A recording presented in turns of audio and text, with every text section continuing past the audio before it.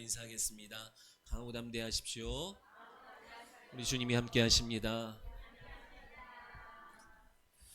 언제 들어도 우리 최영아 집사님 목소리는 참 성우 같아서 좋은 것 같아요. 아멘이. 오늘은 출애굽기 40장 1절로 9절 말씀을 통해서 완성과 출발이라는 제목으로 함께 하나님 말씀, 올해의 마지막 말씀을 나누려고 합니다. 이제 출애굽기 강해의 마지막 시간이거든요.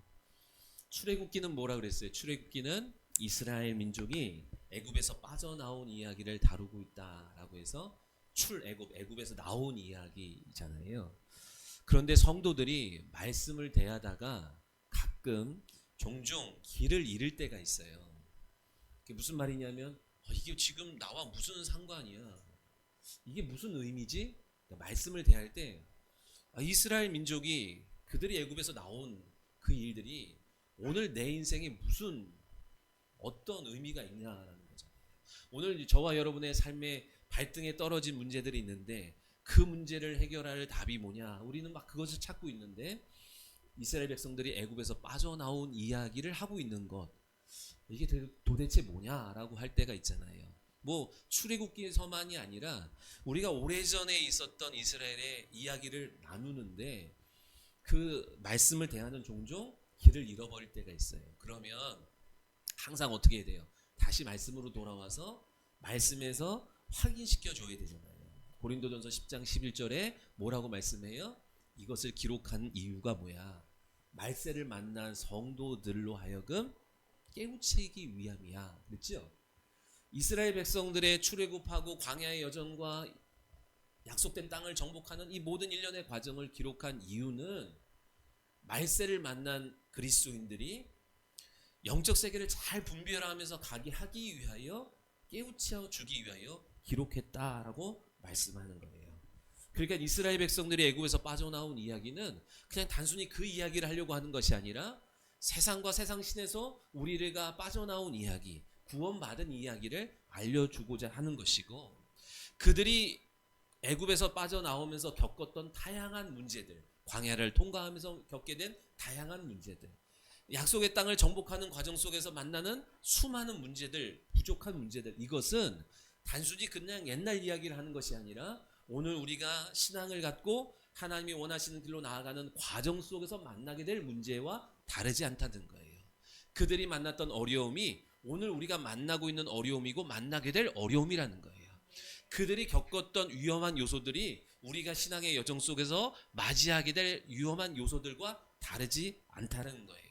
뿐만 아니라 그들이 광야의 여정을 겪으면서 통과하면서 부족함이 있었고 위기가 있었고 수많은 도전 속에서 하나님이 공급하셨고 길을 내셨고 보호하셨고 대신 싸워주셨고, 이와 같은 것처럼 오늘 우리가 예수 그리스도의 이름을 갖고 하나님이 원하시는 생명의 길로 나아가는 과정 속에서 만날 수많은 위기와 부족함과 어려움 속에서도 하나님이 그때 그들을 위하여 예비하신 것처럼 너희들을 위해서 내가 예비하고 있어 하는 거예요.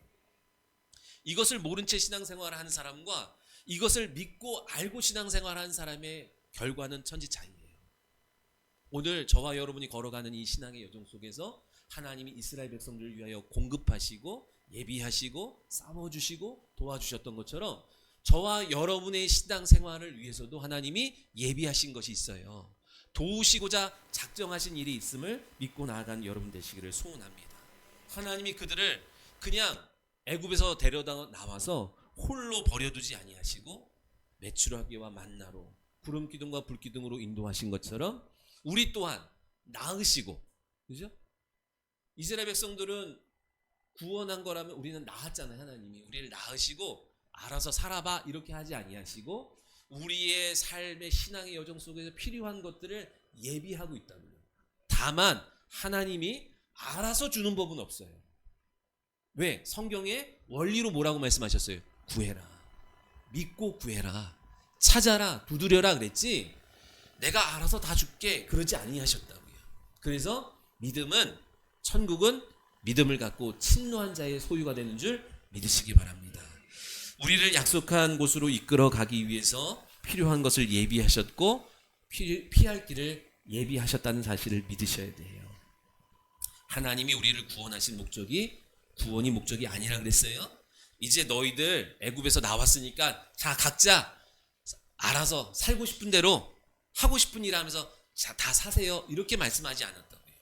애굽에서 세상에서 사주팔자 운명의 굴레에서 그냥 그 운명 굴레 속에 살아가던 우리를 건져 놓으시고 내가 너희를 건져낸 것은 목적이 있어. 너희들이 가야 될 목적지가 있어. 그리고 그곳에서 너희들이 해야 할 사명이 있어. 그래서 내가 내 아들을 이 땅에 보내면서 죽음에 이르기까지 하면서 너희들을 구원하는 거야 라고 말씀하시는 거예요. 그래서 출애굽한 이스라엘 백성들이 힘들 때마다 다시 애굽으로 돌아가고 싶어. 그런 철없는 얘기를 할 때마다 하나님이 오래 참으시면서 뭐 하는 거야? 아니야. 너희들이 가야 할 곳이 있고 다시 돌아간다는 게 무슨 말이야? 너희들 가야 할 곳이 있고 거기 너희들에게 맡겨준 사명이 있어. 여기 모든 분들 한 사람 한 사람에게 하나님이 계획한 사명이 있다는 사실을 믿으시기 바랍니다.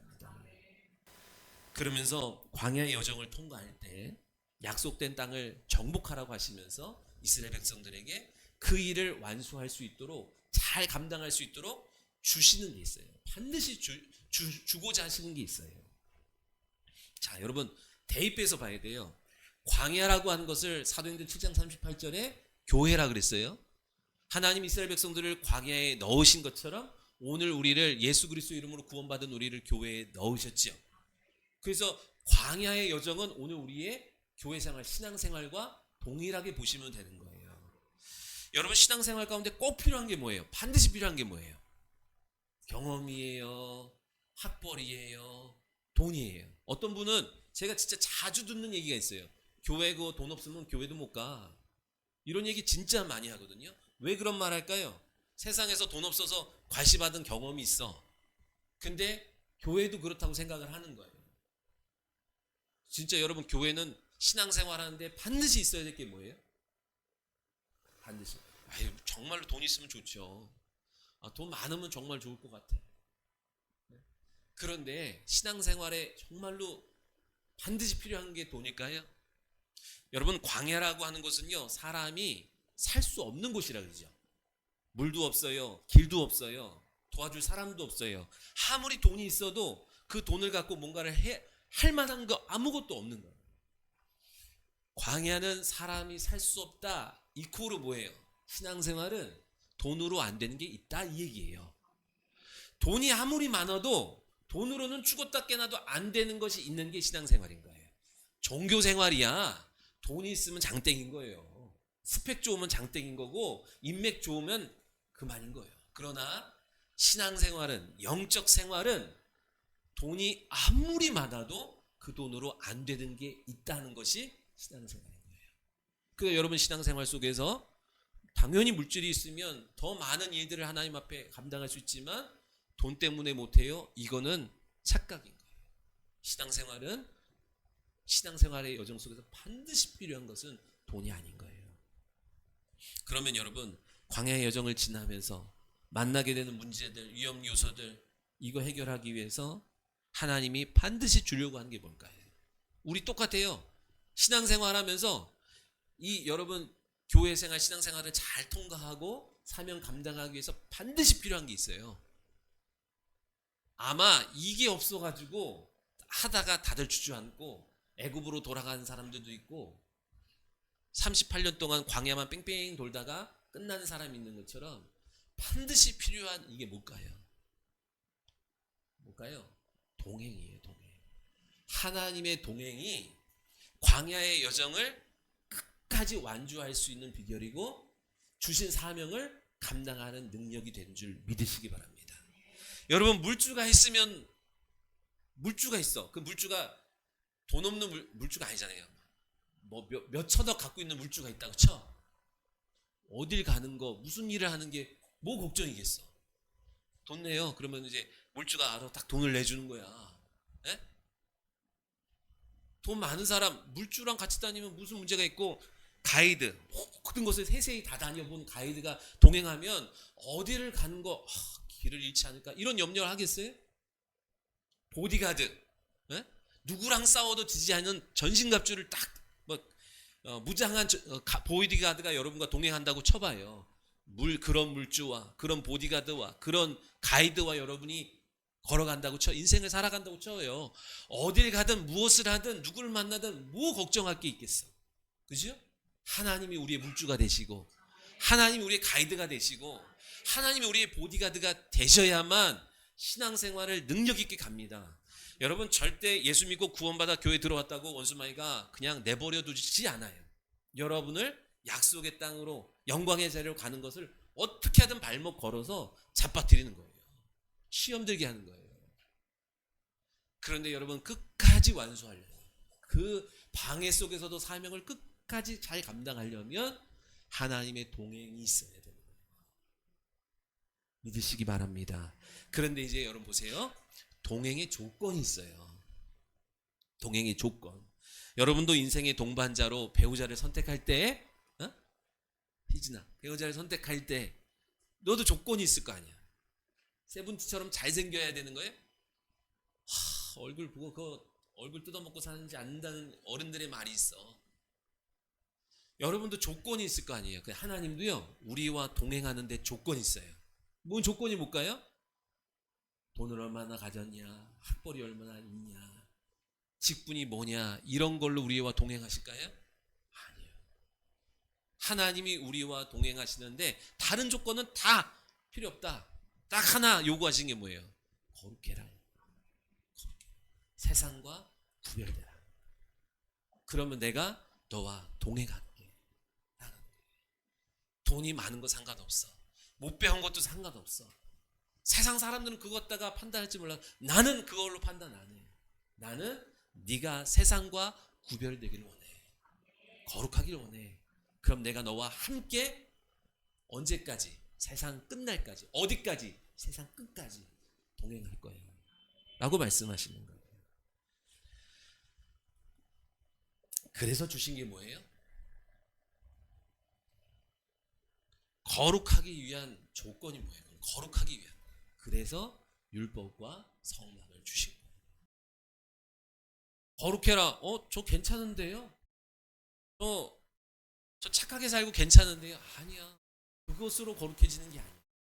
하나님의 말씀과 너가 죄로 인해서 더러워졌다는 것을 알게 하기 위해서 율법을 주셨고, 그 율법을 갖고 어디서 정결해 하시는 거예요? 성막으로 나와서 정결해. 그러면 내가 정결해진 너에게 내가 인지함으로 찾아감으로 거룩하게 될 거야. 말씀하시는 거지. 그래서 예수님께서 제자들에게 뭐라고 말씀하세요? 얘들아, 두보로 지팡이나 배낭이나 전대를 구하지 말고 율법과 성막, 복음을 구해, 진리를 구해, 진리의 영신 성령과 동행해 라고 말씀하시는 거예요. 출애굽기서에서요, 그래서 출애굽하는 내용은요 몇 장 안 돼요. 이스라엘 백성들이 애굽에서 탈출하는 얘기는 그닥 많은 장을 할애하지 않아요. 진짜 무슨 얘기를 많이 해요? 율법과 성막, 성막에 대한 이야기가 전체 40장에서 상당 부분을 차지하는 거예요. 여러분, 율법과 성막은요, 여러분 성경은 간단해요. 구약과 신약으로 돼 있죠? 구약은 율법이에요. 신약은 복음이에요. 성막에 대한 이야기예요. 근데 여러분, 율법과 성막은 애굽에 있는 사람한테 주는 거 아니에요. 구원받지 못한 사람에게 주는 얘기가 아니라고요. 구원받은 사람에게 율법과 성막을 주시면서 왜 주세요? 그래야 광야의 여정을 잘 통과하니까 신앙생활 실족하지 않고 시험 들지 않고 끝까지 통과하면서 누구와 옆에서 우리 하나님이 옆에서 동행하시면서 야, 낙심되지, 마음이 힘들지, 그때마다 우리의 마음을 잡아주시고 그거 속는 거야, 그거 오해하는 거야, 넘어지지 마. 그러면서 우리를 또 일으켜 주셔서 끝까지 완주하는 거예요.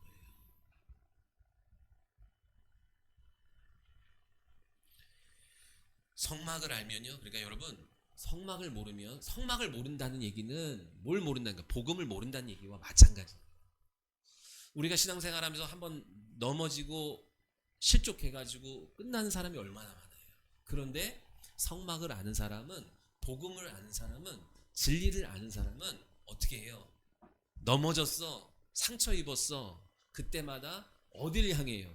어떤 사람은 다시 애굽을 향해요. 내 육체의 본능을 쫓아가는 사람이 있는가 하면 다시 성막으로, 나를 위로해 주시고 나를 치유해 주실 그 성막 되신 예수 그리스도께로 돌아온다고요. 믿으시면 아멘. 그렇게 회복하고 정결하게 될 때 하나님이 다시 거룩하게 해주세요. 거룩하게 해준다는 건 뭐냐면 힘있게 해주신다는 거예요. 그러니까 여러분, 그러면 보너스로 다시 보세요. 광야 여정을 잘 통과하려면 뭐가 필요해요? 동행하심이 필요하고, 동행의 조건이 뭐예요? 거룩이고, 거룩의 전제 조건이 뭐예요, 여러분? 거룩의 전제 조건은 정결이에요. 어디서 정결해지는 거예요? 성막에서 양의 피를 통하여 내 죄가 깨끗하게 정결하게 되는 거예요. 믿으시면 아멘. 그 무엇으로도 씻어지지 않는 내 피를 씻겨주시는 것이 정결하게 되는 거예요. 제가 이 말씀을 준비하면서 옛날이 떠올랐거든요. 한 1학년 때인가 2학년 때인가 엄마가 회사 나가고 집에서 혼자 노는데 맨날 싸움을 막 하고 다녔다고요. 요즘 같았으면 그럴 건데 옛날에 저기 싸움을 잘해가지고 동네 형들도 때리고 다니고 막 그랬던 적이 있어요. 그러면 우리 누나가 2살 많은 우리 누나가 내 손 잡고 가가지고 사과하러 다니고 막 그랬던 적이 있거든요. 근데 어느 날 내가 누구랑 싸웠는데 코피가 났어.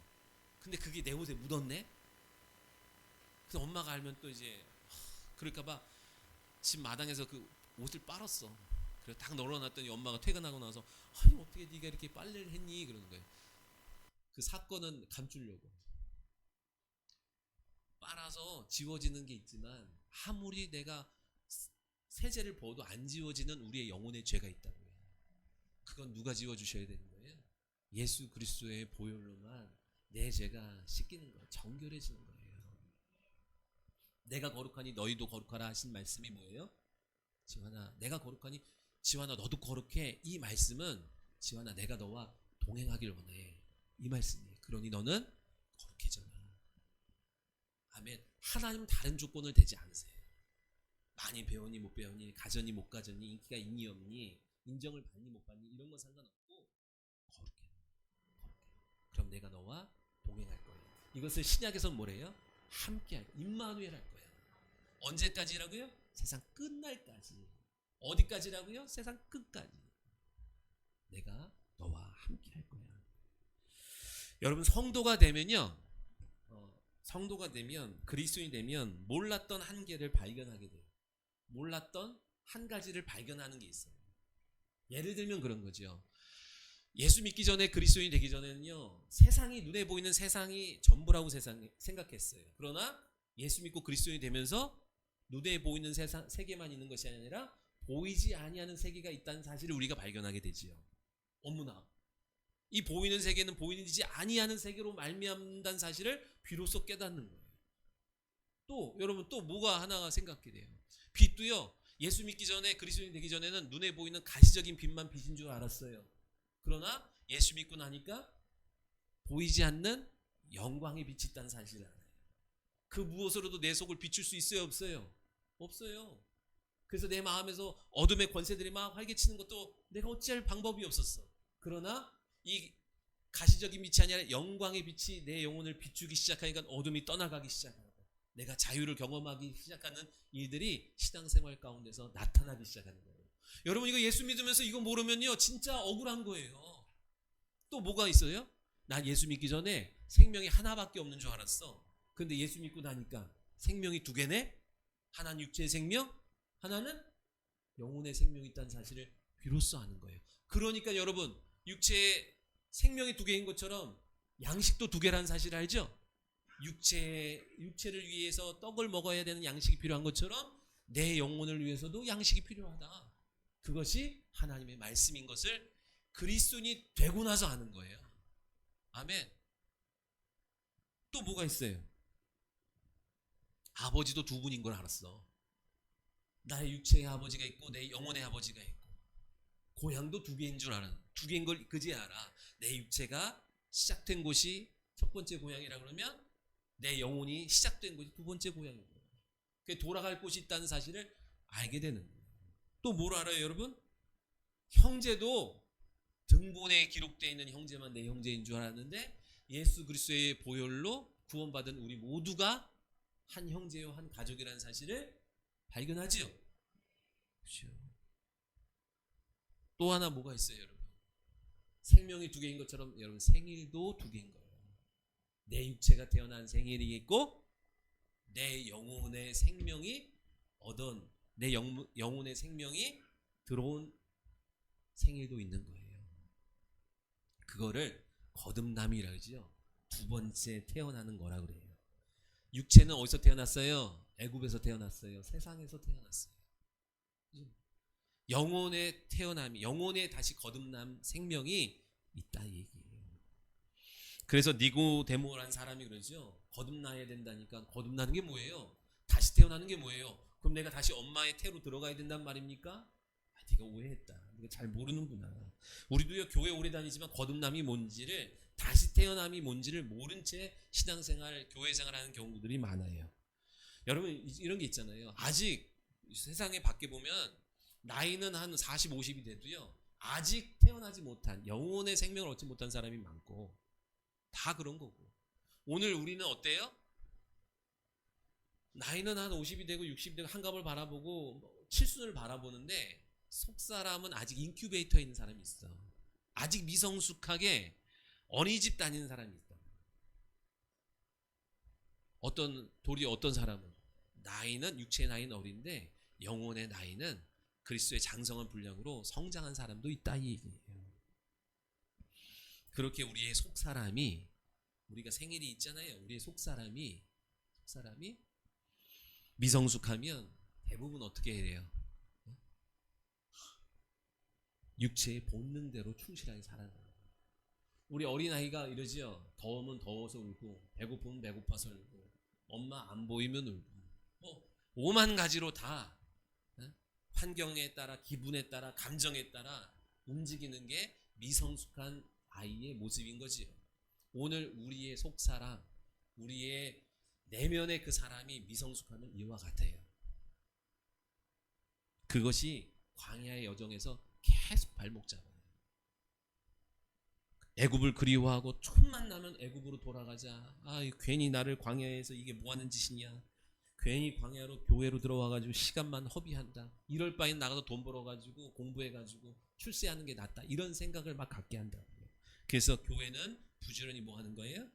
미성숙한 성도들을 성숙한 성도로 성장시키는 거예요. 그게 교회의 사명이고 하나님이 이스라엘 백성들을 광야로 불러 넣으신 목적인 거예요. 믿으시면 아멘. 계속 열매 맺지 못하고 성장하지 못하도록 발목을 잡는 그 믿음 방해하는 요소들을 빼내기 위해서 하나님 이스라엘 백성들을 광야로 불러들이신 거고, 오늘 저와 여러분을 교회로 불러들이신 거예요. 그러니까 교회는요 절대로 여러분의 믿음 방해하는 요소들, 자기 멋대로 하고 싶어하는 요소들을 허락하면 안 돼요. 허락하면요 교회가 빨리 사람들이 많아지고 부흥은 할 수 있으나 그러면 무질서해질 수밖에 없는 거예요. 원망하고 불평하고 근심하고 염려하고 두려워하고 내 안에 믿음이 자라지 못하도록 방해하는 요소들을 빼내기 위해서 하나님이 광야에서 돌리시는 거예요. 저는 어릴 때 삐지기 대장이고요. 이게 다 나름의 상처 때문에 그러겠지만 하나님 앞에 가서 그거는 변명할 수 없어요. 하나님이 고치겠다고 도와주겠다고 했는데 계속 삐지는 삶을 살았으면 안 되겠지요. 며칠 전에 요한이랑 칠보산에 올라가는데 내려오다가 요한이가 이제 삐져서 내려가는 거예요. 삐진 이유는 크리스마스 선물을 안 사줬다고. 삐져서 내려가는 거예요. 그 모습을 딱 보면서 나 어렸을 때는 똑같이 보는 것 같아요. 근데 나보다 낫더라고요. 난 되게 오래 갔거든요. 그래서 지금 요한이는 훨씬 아빠보다 나아. 내려와서 툭툭 털고 다시 아빠랑 좋은 관계를 맺으려고 하고 이해하려고 하고 그렇게 나름의 노력을 하더라고요. 저도요 그런 시간을 많이 보냈어요. 만족하지 못한 불만에 대한 문제를 제대로 표현도 못하고 그냥 삐지는 방식으로 살아가는 거예요. 이게 미성숙한 거예요. 속사람이. 그런데 성숙해지면서 깨닫는 거예요. 야, 그런 거에 에너지를 세월을 허비해서 하나님이 주시는 세월을 허비하지 말고 빨리 내 이 영혼을 거룩한 일에 도모할 수 있도록 움직여야지. 언제까지 그렇게 꽁하고 있고 그렇게 묶여 있고 불만과 원망으로 이렇게 있을 거냐. 성숙해지면서 비로소 그러한 삐지는 습관이 많이 없어졌어요. 애들한테도 불편한 게 있어도 그것 갖고 오래 있지 말자. 아내에게도 그냥 빨리 하나 앞에 들고 나가서 이것을 해결받아서 주신 시간, 세월, 사명 감당하는데 계속 이 속사람이 발목 잡는다고요. 2월 2절에 보니까요 이렇게 말씀해요. 첫째 달 초하루에, 이 날짜가 무슨 날짜예요? 성막을 세운 날짜거든요. 근데 출애굽한 지 딱 1년째 되는 날을 말하는 거예요. 17절에 보면 둘째 해 초하루 첫째 날이라고 해요. 여러분, 우리가 사용하는 달력은 무슨 달력이에요? 여러분, 달력 나왔으니까 가정에 하나씩 가져가세요. 근데 그 달력은 태양력이라고 그러잖아요. 태양을 기준으로 해가지고 1년에 이렇게 한 바퀴 도는 그 태양력을 기준으로 우리가 날짜를 정하는데, 이스라엘 유대인들은요 그렇게 태양력도 있지만 그들 나름의 갖고 있는 달력이 뭐냐면 유대력이라고 해요. 그래서 유대력의 1월 1일은 이 첫째 날은 언제를 기준으로 하는 거예요? 출애굽한 날을 기준으로 첫째 날이 되는 거예요. 그것을 태양력으로 보면 3월 달이 되거든요. 그런데 이스라엘 유대인들은 그들만의 시작이 언제예요? 출애굽이 나의 시작, 인생의 시작인 거예요. 죄에서 벗어난 날, 하나님의 자녀가 되고 하나님의 백성이 되고 하나님의 군사가 된 날, 그것을 그 민족의 첫째 날로 시작을 하는 거예요. 그렇게 출애굽을 해가지고 1년이라는 시간이 다 된 거예요. 지환아,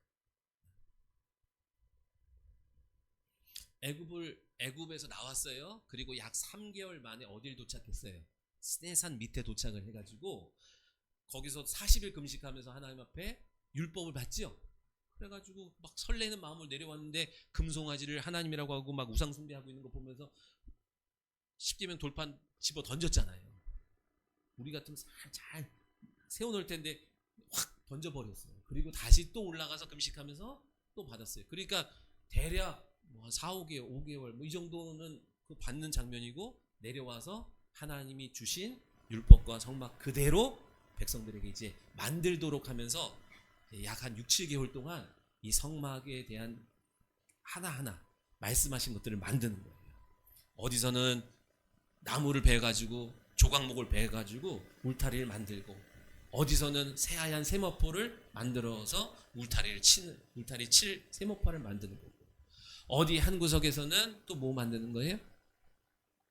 다양한 성막의 기구들을 만드는 거예요. 휘장에 들어갈 4가지 실로 휘장을 만드는 거고, 어디서는 그 만든 성막의 기구에 누구는 금을 입히고 누구는 은을 입히고 누구는 놋을 입히고 그런 거예요. 그렇게 하나하나 말씀하신 대로 다 준행했다. 그리고 이제 제작한 모든 것을 어떻게 하는 거예요? 자기 자리에 배치하는 거예요. 성막의 기능은요, 모든 것이 자기 자리에 있어야 완성인 거예요. 그럴 때 기름 부음으로 거룩해지게 되고, 거기서부터 성막의 모든 기구들이 제 기능을 발휘하기 시작하는 거예요. 완성은요, 질서 있게 자기 자리에 배치될 때 완성이 되고 기능을 발휘하는 거예요. 태초에 말씀이 천지를 창조하시죠. 그러면서 혼돈하고 공허했던 무질서한 그 세계 위에 하나님의 질서가 딱 세워지면서 태초의 천지가 완성돼요. 그러면서 뭐 하는 거예요? 완성되고 나서 뭐 하는 거예요? 끝이에요? 아니요. 그러면서 세상이 시작되었다 이 얘기예요. 완성과 완벽은 다른 거예요, 여러분. 완성과 완벽은. 완성은 완벽으로 성화로 가기 위한 출발인 거예요. 그런데 많은 사람들이 완벽해야 출발한다고 생각하죠. 그래서 나는 아직 완벽하지 못해서 못하겠어요, 부족해요, 이런 말을 하잖아요. 그러나 거듭난 것, 성령 받은 것은, 여러분, 우리가 거듭났어요? 새로운 생명을 얻었어요?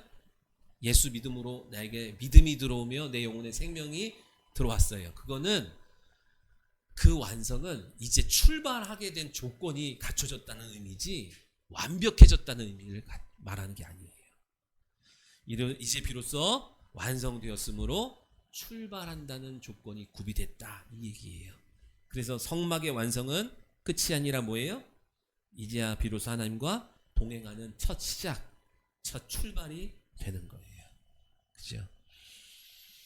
성막의 완성 끝이 아니라 광야 여정의 출발을 알리는 신호가 되는 거예요. 광야에서 몇 년 있었어요? 성경에 보니까 40년 정도 있었어요. 근데 그 첫 1년이에요. 이 1년 동안 뭐 했어요? 성막을 준비했어요. 왜요? 이 광야의 여정을 통과하고 약속의 땅을 정복하기 위해서 반드시 먼저 필요한 거예요. 이게 신약에서 뭐라고 말씀해요? 너희는 예루살렘 떠나지 말고 약속한 성령이 임할 때까지 기다려, 말씀했어요. 그 이야기하는 거예요. 그래서 예수 믿고 구원받으면 빨리 뭐 하라는 거예요? 성령 받으라는 거예요. 이거 자꾸만 내 얘기라고 생각을 해가지고요, 성령 받으라는 말에 자꾸만 성령 받으라는 이런 말 싫다고. 나 그런 얘기하면 교회 안 다닌다고 한 사람 내 10년 동안 여러 사람 봤어요. 그런데 그건 제 얘기가 아니라니까요. 신앙생활 시작하려면요, 성령 받은 사람의 권면만으로는 안 돼요. 본인 안에 성령이 함께 하셔서 동행하시고 임마누엘 하심으로 우리를 계속 좌로다 우로나 치우치지 않도록 붙잡아 주셔야만 여러분 완주합니다. 그런데 성막이 완성되지 못한 채, 여러분 보세요, 부모에게, 아내에게, 전도자에게만 의존하고 끌려다니면 어느 순간 지쳐서, 끌려다니면서 뭐해요 여러분? 우리 진원이가 목사님 아들이야. 근데 엄마 아빠가 성령 받은 사람이 겉면에서 끌고 와. 가지 어느 정도 가. 그런데 어느 시점에 되면 공부할 것도 많고 친구 사귈 것도 많고 여러 가지 세상에 좋은 것들이 많아서 그 겉면이 짜증날 때가 있다고요. 그러니까 부모 그러면 화내야 되죠. 큰 소리 쳐야죠. 어떻게 그거를 끌고 가요? 그러면 이스라엘 백성들이 38년 40년 돌다가 그냥 거기서 죽고 만 사람이 있고 약속 땅에 들어간 사람이 있다고요. 누가 들어가요? 성령 동행한 사람만 들어가는 거예요. 그러니까 부모 따라서, 부모의 겉면 따라서, 그냥 아내 치마 따라 잡고는 절대로 못 가요. 절대로. 그러니까 여러분 다 이별하는 거예요. 누구는 광야에서 끝나고, 어떤 사람은 애굽에 두고 나오고, 어떤 사람은 광야에서 끝나고, 누구는 가나안 땅까지, 약속의 땅까지 들어가는 거예요. 그래서 여러분 신앙생활 하려면 성령을 사모하십시오, 성령을 받으십시오 하는 이유가 거기 있어요. 이제 부지런히 내 영혼이 성전인 것을 여러분 알고 말씀을 어디에 둬야 돼요? 말씀을 모셔둬야 될 자리가 있어요. 그죠? 다 제자리가 있다니까요. 그런데 말씀을 저 방구석에다가 처박아 놓고 있으면 안 되는 거예요. 그러면 말씀의 능력을, 효과를 나타내지를 못해요. 예를 들면 이런 거잖아요. 여러분 벗게 있어야 될 자리에 들여놨대요. 그죠? 그리고 휘장으로 가렸대요. 그리고요, 향로 있어야 될 자리에 넣었대요. 그리고 떡상 있어야 될 자리에 넣었대요. 등잔대가 있어야 될 자리에 넣었대요. 다 자기 자리에 넣어야 된다라는 거예요. 근데 여러분 법궤가 있어야 될 자리에 내 경험을 갖다 놓고, 향로가 있어야 될 자리에 내가 친한 사람을 의존하는 걸 갖다 놓고, 떡상이 있어야 될 자리에 핸드폰 갖다 놓고, 그러면 겉에서 보기에는 성막을 갖춘 것 같아 보이고 신앙이 좋은 것 같지만 결코 하나님을 체험하는 신앙을 살아갈 수가 없는 거예요. 열왕기하 22장에 보니까 요시야 왕이 나와요. 요시야 왕의 아버지가 아몬이고 그 할아버지가 므낫세시거든요. 이때 나라가 완전히 어두워지고 망해요. 자기 멋대로 하나님을 생각지 아니하고 하나님 기뻐하지 아니하는 길로 막 갔다고요. 그러니까 그러니 어떻게 되겠어요? 성전이 난장판이에요. 거미줄 치고 뭐 있어, 여기 있어야 될 게 저기 있고 저기 있어야 될 게 저기. 왜? 아무도 관리하지 않고 아무도 예배하지 않으니까. 방치된 채 할아버지 세대와 아버지 세대를 넘어서 요시아가 왕이 됐을 때 이대로는 안 되는 거예요. 그래서 요시아가 성전을 수리하기 시작합니다. 그런데 성전에 있던 헌금통에서 율법책을 발견해요. 그게 거기 있어야 될 게 아니거든요. 그리고 그 율법책을 읽을 때 가슴을 찢으면서 회개합니다. 그러면서 다시 성전을 온전하게 수리하며 있어야 될 자리에 있게 할 때에 하나님의 인재와 하나님의 간섭하심과 축복이 그 왕 때 임하는 거예요. 우리의 신앙생활은 그런 거예요. 오늘 우리의 신앙생활 속에 여러분 있어야 될 게 있어야 될 자리에 있어야 되는 거예요. 하나님이 우리 영혼을 위해서 신앙생활을 위해서 사명 감당하기 위해서 주신 게 있다고요? 그 모든 것을 자기 자리에 둬야 돼요. 믿으시기 바랍니다. 질서가 있어야 돼요. 그것이 하나님이 질서를 만드신다고요. 마귀는 뭐 하는 거예요? 그 질서를 무너뜨리는 거예요. 여러분, 질서를 세우는 데는 오래 걸리고 수고가 많아요. 그러나 질서를 허무는 거는 하루아침에 합니다. 우리나라가 질서 있는 법치국가로 만들어가는데 70여 년 걸렸어요. 이 나라가 무너지는데 여러분 몇 년 안 걸려요. 지금 무질서 하잖아요. 법치가 다 사라지잖아요. 내 멋대로 입법하잖아요. 지금 정부에서. 여러분, 이거를 정치로 보면 안 돼요. 영적인 안목으로 봐야지. 출애굽기 40장은요 출애굽이 끝이 아니라는 거예요. 몸은 애굽에서 나왔어. 그래서 난 출애굽했어. 그런데 보이지 않는 애굽의 소나기에서 못 벗어났어. 여전히 애굽을 그리워하고 세상의 것을 그리워하며 하나님이 원하시는 대로 전진하지 못하는 성도들이 많다 얘기예요. 그래서 성막을 주셨고 성막의 완성으로부터 이제 너희들은 몸도 출애굽해야 되지만 너희들의 영혼도 속사람도 그 애굽의 손에서 자유해야 돼. 염려하지 마. 두려워하지 마. 세상의 것을 너무 동경하지 마. 그것과는 비교할 수 없는 것이 너희 앞에 놓여 있어. 계속 우리에게 하나님이 권면해 주시는 거예요. 그래서 진짜 출애굽의 이제 여정은 이제부터 시작되는 거예요. 완성해서 끝이 아닙니다. 완성해서 이제 출발하는 거예요. 그래서 레위기부터 본격적으로 하나님과 동행하는 신앙의 여정을 보여주고 있어요. 예수님이 내 인생의 자리마다 계셔야 합니다.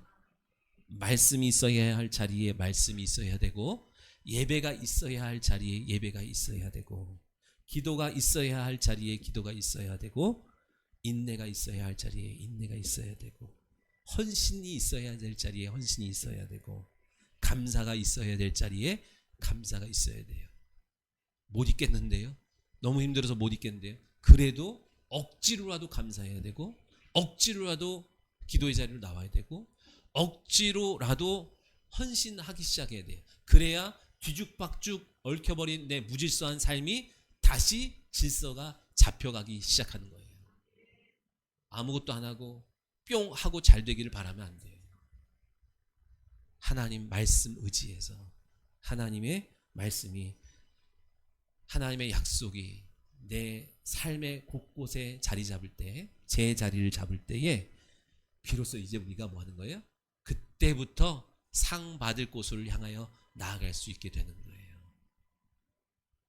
이 모든 것이 제 자리를 찾아가도록 하신 분이 누구예요? 다시 언론이 누구예요? 성령님이시에요. 기도 못하겠다, 헌신 못하겠다 할 때마다 아니야, 기도가 있어야 될 자리에 있으라 그랬잖아. 너가 있어야 될 자리에 있으라 그랬잖아.